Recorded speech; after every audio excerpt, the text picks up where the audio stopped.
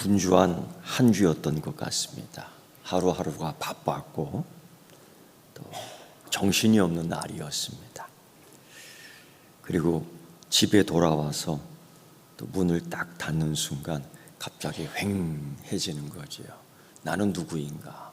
이런 생각들을 하게 되는데, 이게 제 이야기가 아니라 어느 성도님께서 제게 해주신 이야기입니다. 목사님, 하루 종일 바쁘게 일했습니다.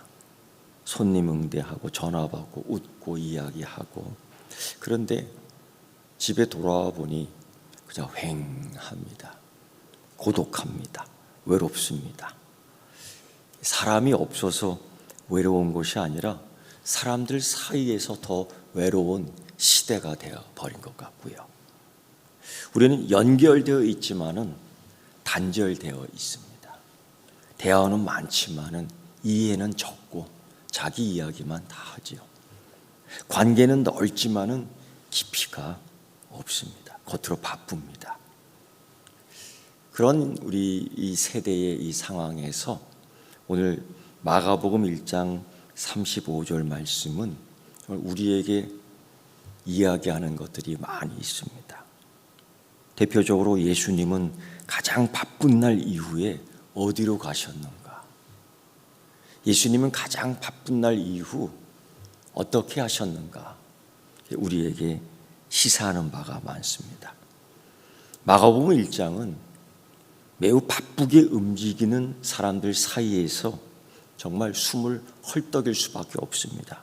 가버나움 회당에서 예수님은 귀신을 쫓아냈습니다. 사람들이 웅성웅성 모였고요. 베드로 시몬의 장모 집에서 장모는 열병이 떠나간 이후 그 집은 잔치를 했습니다. 집이 살아난 거지요. 이런 소식 저런 소식 다 들으면서 해줄 무렵 온 동네 사람들이 잠자지 않고 예수님께로 모여들었습니다. 병자들이 줄을 서고 온 동네가 시끄러웠습니다. 귀신들이 소리 지르며 떠나갔기 때문입니다. 그날은 성공의 날입니다. 예수님의 사역이, 아니 제자들의 그 권세가 확장되는 날이었습니다. 사람들의 기대가 폭발합니다. 드디어 메시아가 왔구나. 드디어 하나님 나라 운동, 독립운동이 일어날 수 있겠구나. 이런 기대와 열망이 있었습니다. 그런데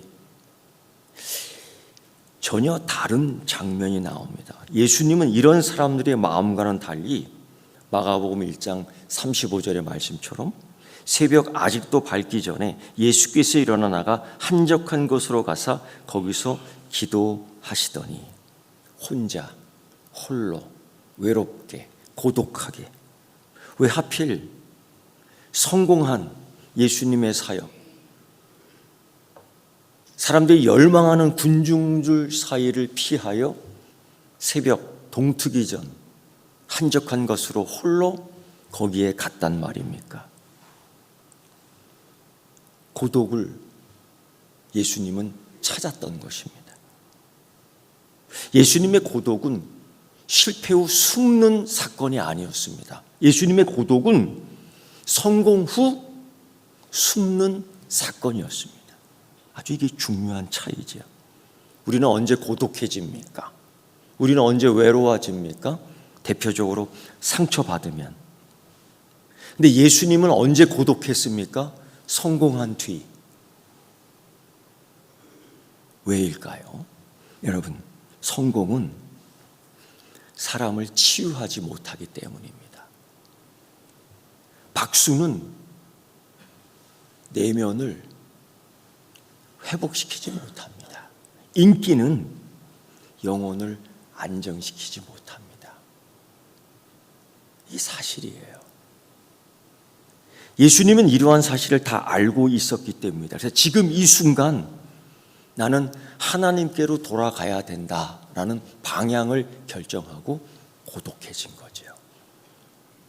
이때 베드로와 또 다른 제자들이 예수님께 달려가 외쳤습니다. 예수님, 모두가 주님, 모두가 예수님을 찾고 있습니다. 모두가 예수님을 찾고 있습니다. 지금 고독해질 시간이 없는 거예요. 혼자 있지 마십시오. 여러분, 예수님 군중 속으로 들어가세요. 마치 이런 말로 드리죠. 지금이 기회입니다. 지금 못 잡으면 안 돼요. 이 흐름을 타고 성공 굳히기로 들어가면 됩니다. 사람들이 찾고 있어요. 그런데 예수님은 뜻밖의 대답을 합니다. 우리가 다른 마을로 가자. 베드로가 했던 얘기, 여기가 좋사오니. 항상 그는 열정은 있고 열심은 있지만은 항상 고독을 피했어요. 외로움이 싫어.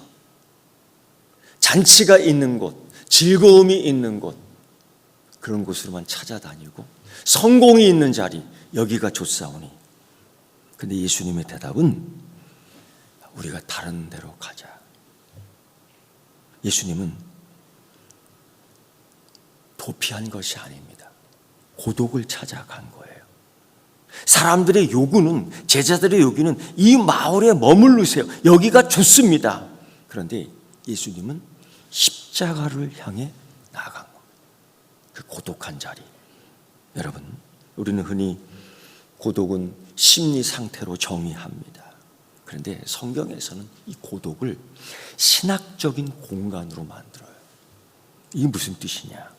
우리의 고독은 감정으로만 이해해. 그래서 외롭고 단절되어 있고 상실하고. 그러나 성경은 이 고독을 하나님과 관계하는, 하나님과의 관계를 재정렬하는 신학적 공간이라고 얘기합니다. 예수님이 간 그 공간은 하나님과 신학하는 고독의 공간이었던 것입니다. 그래서 마가복음 1장은 폭발적인 예수님의 사역 현장을 이야기하고 있어요. 하지만 마가는 의도적으로 1장 35절을 써놓는 거예요. 이럴 때, 성공할 때, 가장 기쁠 때, 가장 꿈을 이룰 때 어떻게 해야 되느냐? 고독의 장소로 가야 된다는 거예요. 예수님 사역을 이해하는 데 있어서 1장 35절은 우리가 깊이 묵상해야 될 말씀입니다. 여러분, 묻습니다. 여러분도 상처를 받아본 적이 있을 거예요. 치유는 언제 됩니까? 나를 알아주는 사람이 많을 때? 아니요. 그래도 끝에 보면 남아있어요. 상황이 해결되면? 아니요. 환경이 바뀌면? 아니에요. 치유는 하나님 앞에서 정직해질 때 시작되는 거예요. 그런 고독은 우리를 벗깁니다. 가면을 벗겨요. 인정받고 싶은 욕망, 비교의식이 있는 이 장소, 억울함이 자꾸 생겨나는 이 장소, 숨겨둔 상처를 쌓아둔 이 장소, 그게 어디예요? 교회라고. 교회가 그래요. 어떤 사람은 교회에 나옵니다. 인정받고 싶어서. 어떤 사람은 교회에 나옵니다. 비교하여 우월해지고 싶어서. 어떤 사람은 교회에 나옵니다. 자기 억울함 한풀이 하기 위해서. 어떤 사람은 교회에 나옵니다. 내 상처를 숨겨두고 싶어서. 근데 여러분, 교회가 고독한 장소가 돼야 되지, 교회가 숨겨놓은 욕망의 장소가 되면 안 되는 거예요. 예수님은 그 고독의 장소로 간 거예요. 하나님을 만나는 신학적 공간에서 하나님과 독대한 거지요.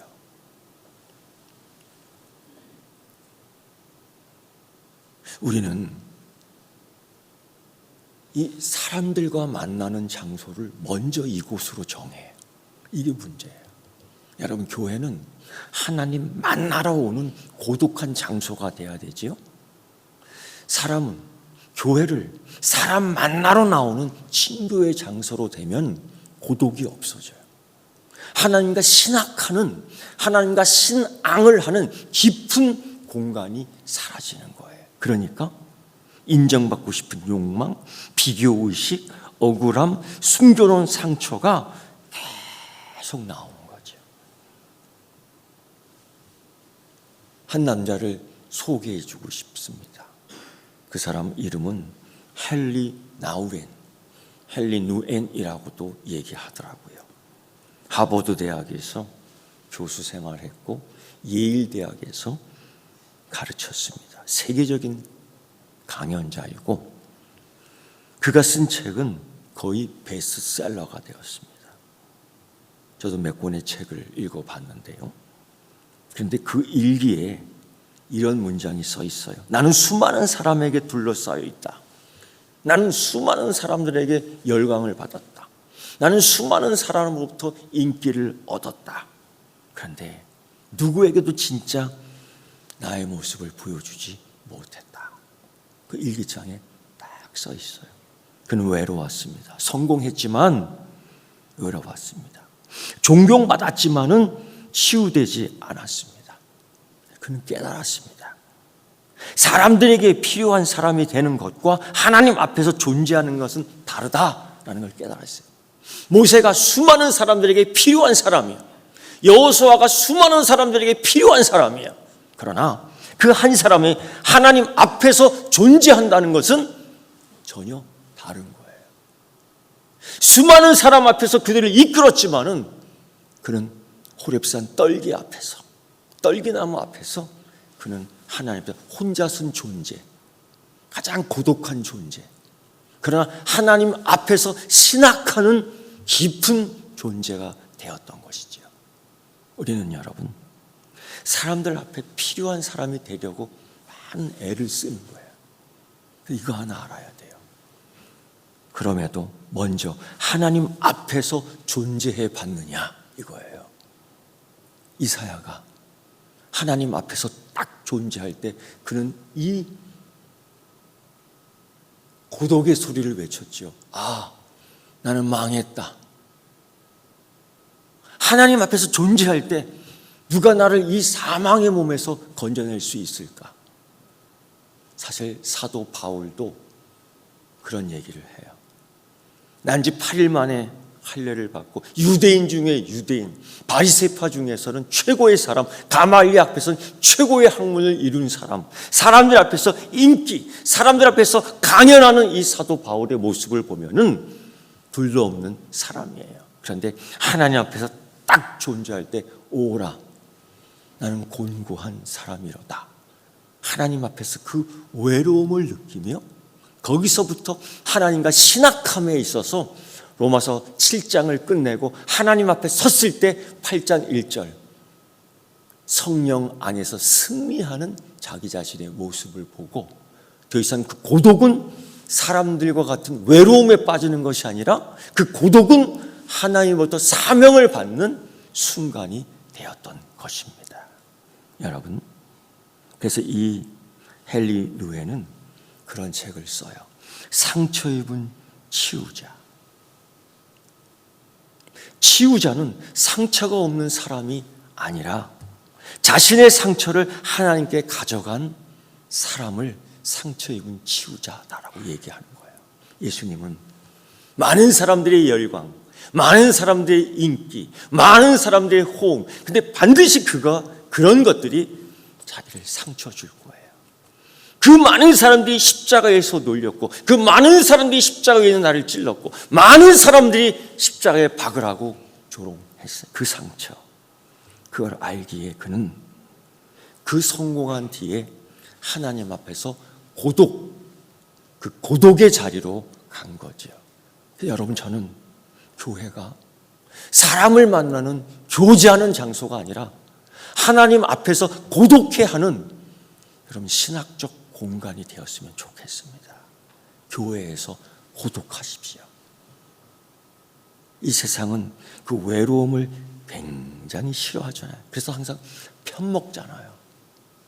편먹잖아요. 애들도 깐부 먹잖아요. 여러분 그거 알죠?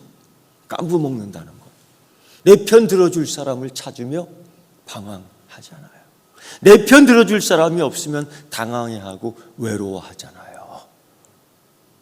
교회에서 그러지 말고 자기 고독의 장소를 찾을 수 있는 여러분 되기를 바랍니다. 성경 전체를 계속 읽다 보면 관통하는 하나의 패턴이 있어요. 그게 뭐냐면 하나님은 고독 속으로 이끈다는 거예요. 바로 광야입니다. 출애굽기 읽다 보면은 정말 하나님께서 그 애굽에서 엄청난 승리를 합니다. 그 승리의 장소에 머물러도 상관없어요. 이제 더 이상 애굽 사람들은 야곱의 자손들을 무시할 수 없는 큰 성공을 이루었습니다. 거기서 이제는 살아도 될 것 같아요. 그런데 하나님은 자기 백성을 광야로 내몰았습니다. 이게 하나님의 의도, 이런 것들이 하나님의 패턴이에요. 왜? 신명기 8장 2절의 말씀을 보면 네 하나님 여호와께서 이 40년 동안 너로 광야의 길을 걷게 하셨던 것을 기억하라. 왜? 이는 너를 낮추시며. 성공한 뒤 광야에서 그들은 고독해지고 외로워집니다. 왜? 세 가지 목적이에요. 첫째, 낮추셔요. 둘째, 드러내셔요. 셋째, 의존케 해요. 이게 광야에서 고독함과 함께하는 신학함의 열매입니다. 여러분 사실은 신학하고 있는 거예요.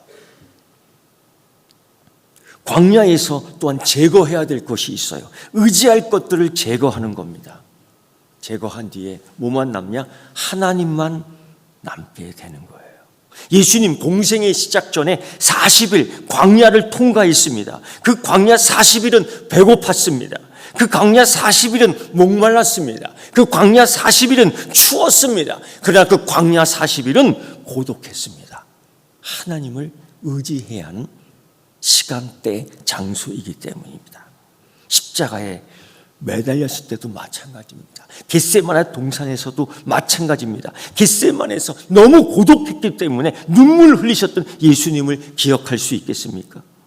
겟세마네에서 너무 고독하여 하나님과 기도하며 하나님과 신학함에 그는 이런 결론을 맺습니다. 내 아버지여, 만약 할만하시거든 이 잔을 내게서 지나가게 하옵소서.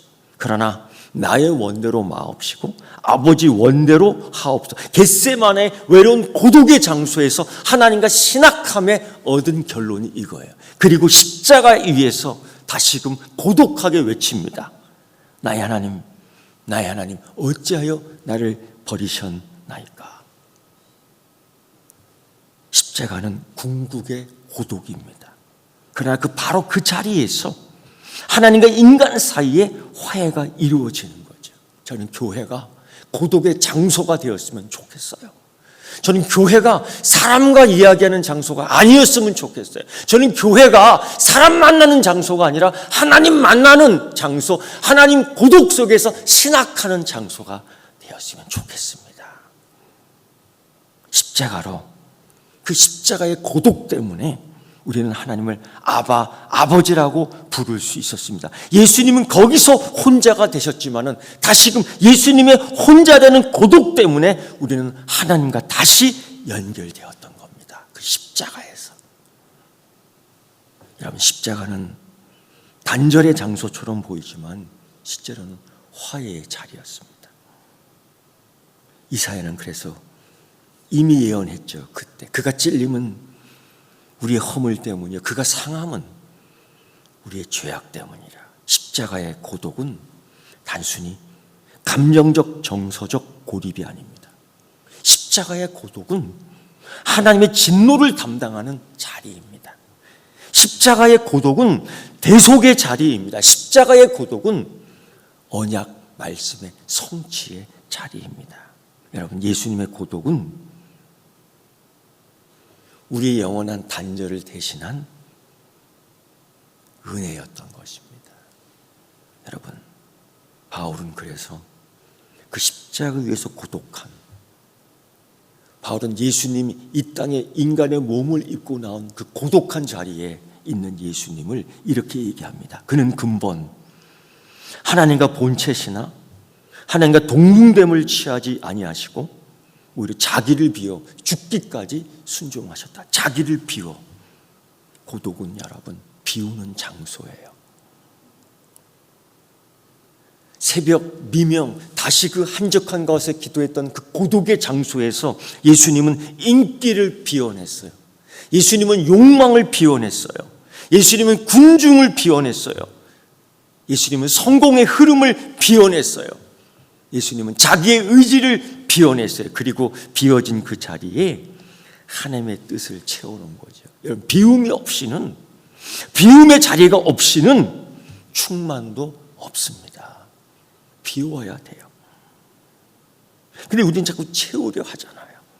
사람으로 채우려 하고, 인정받는 거로 채우려 하고, 사역, 열심, 봉사 이런 것들로 채우려 하고. 그런데 하나님은 비우셔요. 왜요? 하나님은 그 고독의 자리로 인도한 후, 광야로 인도한 후 자꾸 비우게 해요. 왜요?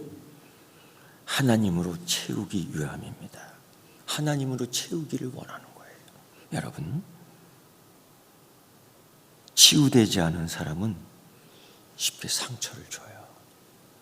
치유되지 않는 리더는 사람을 자꾸 통제합니다. 치유되지 않는 부모는 자녀에게 상처를 반복합니다. 그러나 고독 속에서 하나님 만난 사람은 그 상처를 숨기지 않아요. 고독 속에서 하나님과 신학하는 사람은 그 약함을 부끄러워하지 않습니다. 그걸 하나님께 가져가요. 그리고 고독함 속에 하나님과 신학하는 그 사람은 결국 상처 입은 치유자가 되는 겁니다. 사랑하는 성도 여러분, 여러분이 갖고 있는 상처는 무엇입니까? 무시당했던 기억, 40년도 넘는 과거의 사건을 저는 아직도 잊어질 수가 없어요. 인정받지 못한 세월, 가족과의 갈등, 같은 혈육의 DNA가 흐르지만은 서로가 상처를 주는 세대 시대가 되어버렸어요. 실패의 흔적, 성공하고 싶었지만 내 힘으로 되지 않아요. 그래서 우리는 지금도 이러한 것들 때문에 상처받고 외로움 속에 있어요. 그런데 하나님은 오늘 예수님의 모습을 보며 이렇게 얘기하는 거죠. 새벽으로 나오라. 동트기 전 그 한적한 장소 새벽으로 나오라. 그리고 나와 함께 있으라. 이건 같이 신학하자라는 거죠. 여러분, 고독은 외로움이 아닙니다. 고독은 하나님과의 친밀감입니다. 치유되지 않은 개인은 공동체에 상처를 입히잖아요. 그러나 고독 속에 하나님을 만난 사람은 치유합니다. 여러분, 왜 하나님이 우리를 광야로 이끌으셨을까요? 광야는 버림받는 장소가 아닙니다. 우리는 이 광야에서 외롭고 고독할 때에 쉽게 버림받았다고 생각하지만 하나님은 그곳에서 우리를 훈련하고 있습니다. 하나님은 우리를 고립시키지 않습니다. 거기서 교통하십니다. 고립은 관계의 단절이지만 고독 속에 그들은 하나님을 깊이 느낄 수 있는 장소에서 매일매일 아침 만나를 주시는 하나님을 바라볼 수 있었어요. 목마를 때마다 하나님이 큰 산을 찢으며 우리에게 생수를 주시는 그 하나님을 만난 거예요. 고립하지 않았던 거죠. 여러분, 현대 교인이 두려워하는 것이 무엇인지 아십니까? 고독이에요. 근데 사실 고립이죠. 그래서 교회에서 자꾸 사람을 먼저 만나는 거죠. 그러니까 상처가 쌓이는 거예요. 교회는 고독의 장소입니다. 그것이 우리의 열정이나 소음, 우리의 봉사, 우리의 헌신 이런 것들 자꾸 가리고 있죠. 여러분, 이 시대, 이 사순절 기간 고독을 선택하고 이 장소가 고립의 장소가 아니라 고독의 장소로서 하나님과 함께 신학할 수 있는 여러분 되기를 바라고, 오늘 말씀처럼 예수님이 가신 그곳에서 제자들은 엉뚱하게 따르지만 이곳으로 다시 오라고 하지만 주님은 부르십니다. 새벽으로 나아오라. 새벽으로 나와 함께 걷자라고 말씀하시는데 그 요청에 아멘하고 걸을 수 있는 고독한 치유 입은 그리고 상처를 치유할 수 있는 여러분 되기를 축원합니다. 기도하겠습니다. 하나님, 전에는 우리가 하나님 백성이 아니었고 그러나 이제는 하나님 백성이고 전에는 국류를 얻지 못하다니 이제는 국류를 얻었습니다. 우리는 상처 입은 치유자가 됩니다. 고독 속에서 하나님의 능력을 체험합니다. 고립되지 않고 하나님과 교통합니다. 이 사순절 새벽으로 나오라는 예수님의 말씀 따라 그 길을 같이 걷게 하시사 이 새벽의 장소에서 사람 만나는 것이 아니라 하나님 만나는 고독의 신학 속에 하나님의 깊은 교제가 되게 하여 주옵소서. 예수님의 이름으로 기도드리옵나이다. 아멘.